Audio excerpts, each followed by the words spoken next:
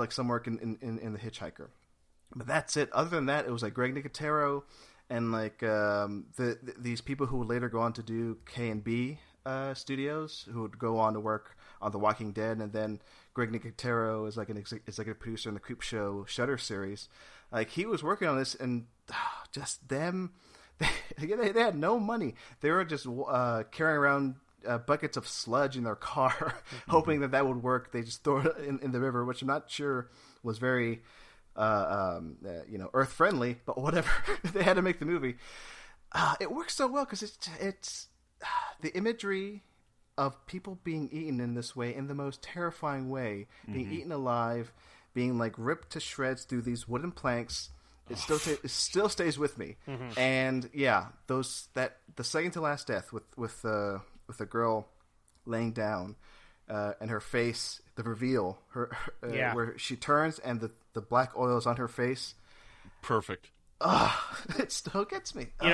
Marcel, you mentioned that ring shot. So looking up trivia for this film, I looked at the actor who played the character, Paul Satterfield, and his picture on IMDb is a shot of the ring between the planks in his hands. So that's amazing. Yeah, I love that. But then great. Even the realization that the other guy has, Randy, right? He's like, nobody knows we're here. That's scary because like they went off. Nobody knows they're there. No one's gonna come looking for them.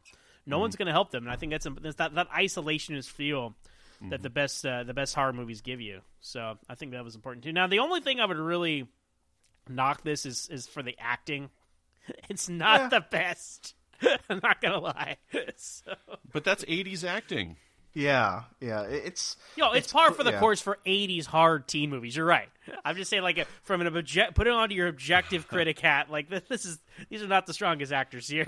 So you're not getting your Fritz Weavers and your Holbrooks and this one. The budget's cut, new studio, a lot of no name actors here. Of the three, this had the weakest acting, but it is the flavor of what you're getting. So I follow y'all. Yeah, they couldn't have Schwarzenegger play the oil slick in this one. So. That's right. They consider Arnold Schwarzenegger for the oil slick, but but yeah, in that last shot, like you said, Brandon, where the wave comes up, like whoa, and then Did that get you? Oh yeah. I was like, oh cool, I guess he's gonna get away, but I don't really want him to because he's a sleaze. So I was happy that he died.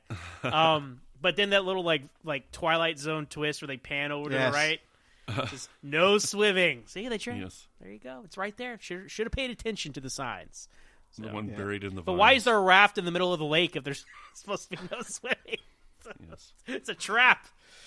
See that final sign in the end. It's similar to me to Father's Day, and it's the imagery that sells you on what an EC comic is, and that final shot of the no swimming sign in the car. And then you hear the battery dying. It's that moment where you're like, oh, this is this type of like sinister story, like the end of Father's Day, where you just see the head on the plate as a cake. Like, that's the world we're in. Is these evil things, these monsters, killing these people in incredible ways. Excellent. Yes, I love this one.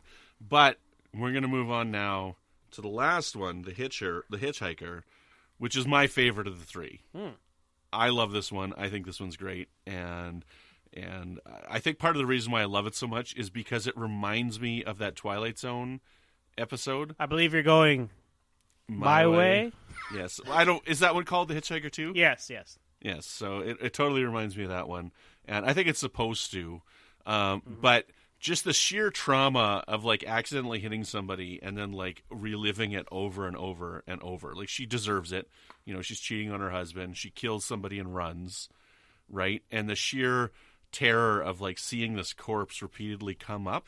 I remember that this is the one that truly petrified me the first time I watched this movie, because that corpse, just his last face when he comes up from underneath the car. Oh, delightful.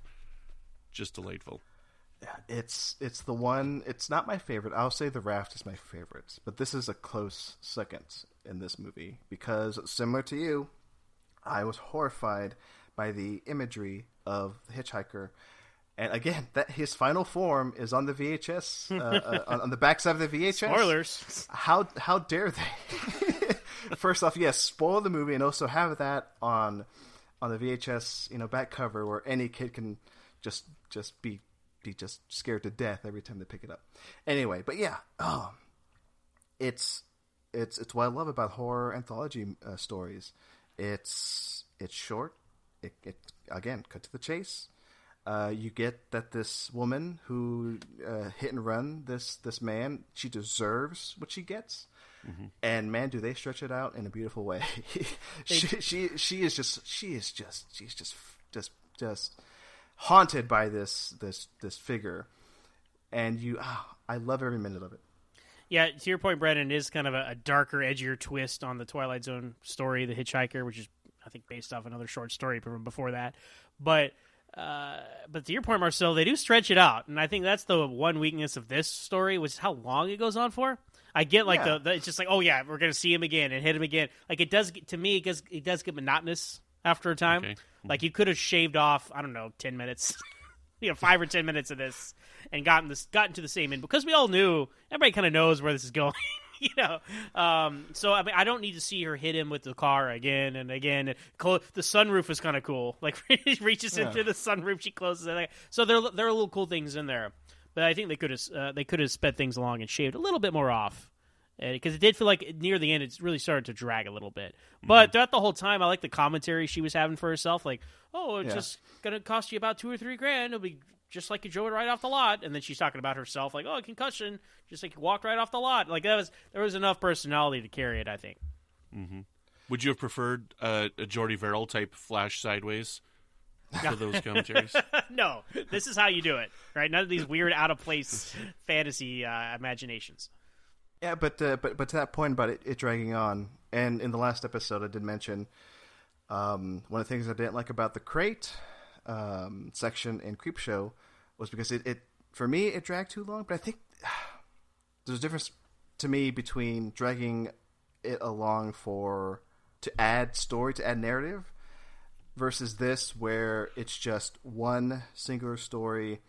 The drive is she's just being terrorized by this monster. And I just enjoyed, I guess, seeing this better than seeing the crate. Again, the creature work is effective, and each hit of the car, each time she runs this monster over, I'm never bored when I watch this segment. I love when she just keeps going into the tree. Yeah. Yes, back. And then when she pulls away, it rips off her bumper. Yeah. I would have preferred to see, like, 10 more hits of, like, 10 more rams of that. I get your point. It's more of the relentless nature of the hitchhiker. Yeah. It's a kind of that's why they're going on so long. So I do see that. I see what you're going for there. Yeah. So One of my favorite things that I think is an underrated part of this is I really love that when she wakes up, it's snowing. There's not enough snow in movies. The snow's not cheap, Brandon. I know, and that's why I appreciate it. I live in Canada. We get lots of snow up here, so I like seeing snow in movies. It's just my thing. I just want to mention the director on the commentary said that was a happy accident where it wasn't supposed to snow, but it snowed. Perfect. Oh, nice. Yeah.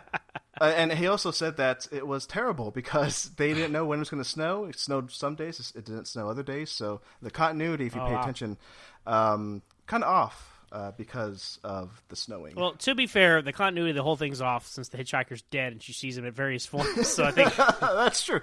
So I guess really though, I mean, what is this all in her head? Is this guilt? Like, what is this? Is this a physical ghost that's haunting her? What's your guys' interpretation at the end of the day of this? See, that's interesting because it wasn't until I guess maybe a few years ago that I finally caught on that the possibility is there that yes, it's on her head. Because,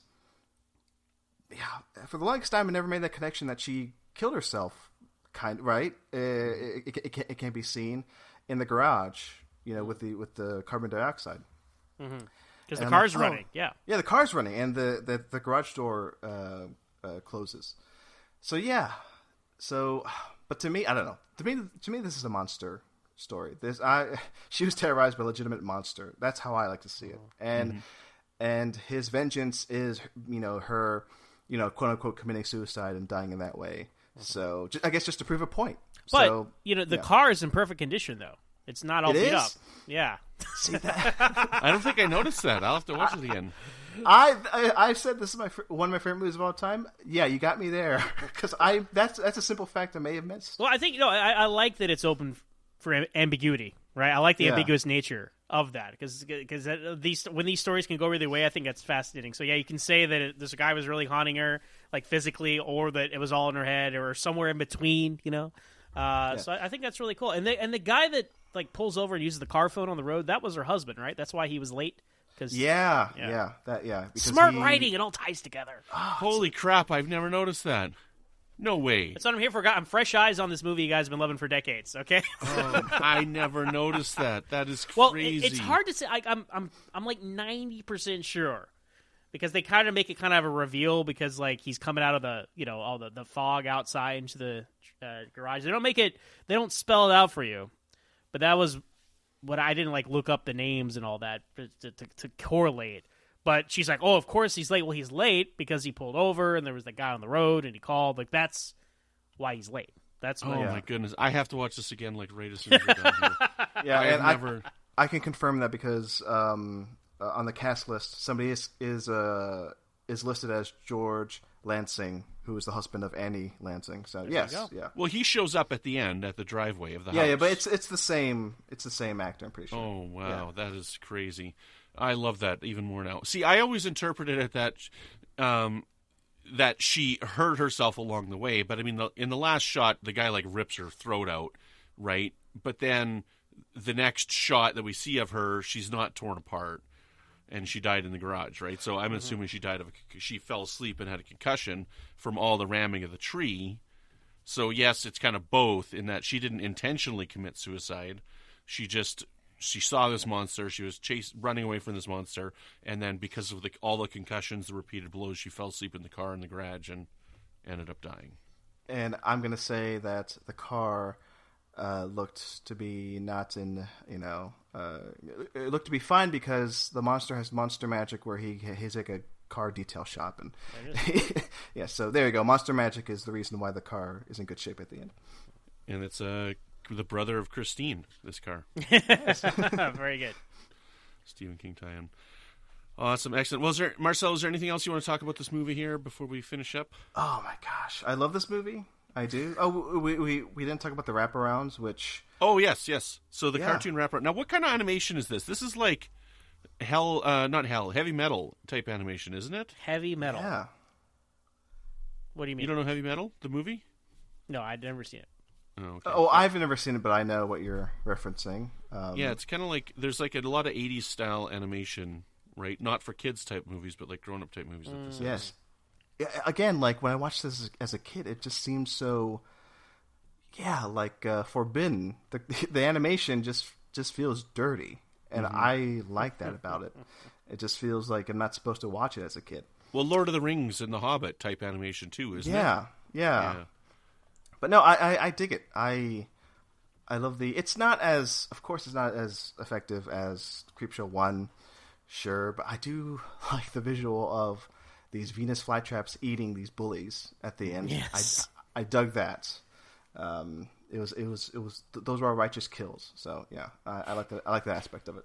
Righteous kills. I love it. Excellent. Yeah, I mean, it works because EC Comics is a comic book, and using that as a transition, I think that's otherwise it would feel kind of why we have these animated segments in the middle of this live action movie, but tying it all around the comic itself, I think worked. So, yeah. And I want to say it was cheaper to have those wraparounds than actually shoot live action. I would think so. Wraparounds. Yeah, I'm pretty sure. So yeah. They couldn't get live action giant Venus flytraps. So that was the deal breaker. They were like, okay, if we're gonna do that, we got to make this a cartoon. So, all right, guys. So the death count for Creepshow 2. What's your guess? Oh goodness. Oh boy. 1, 2. It's kind of easy. 6 and 11. I'm gonna say 12. Oh, are we counting the animated? Yeah, see, that was my mistake. I said 11 first, and then I said, oh, wait, the bullies and the animated segment. So we should count those. How many bullies were there? 3? I think there were 4. 4? So Marcel, do you remember? I want to say there were 3. I Okay, forgot too. Let's go with 3. No, because I had completely forgot about them.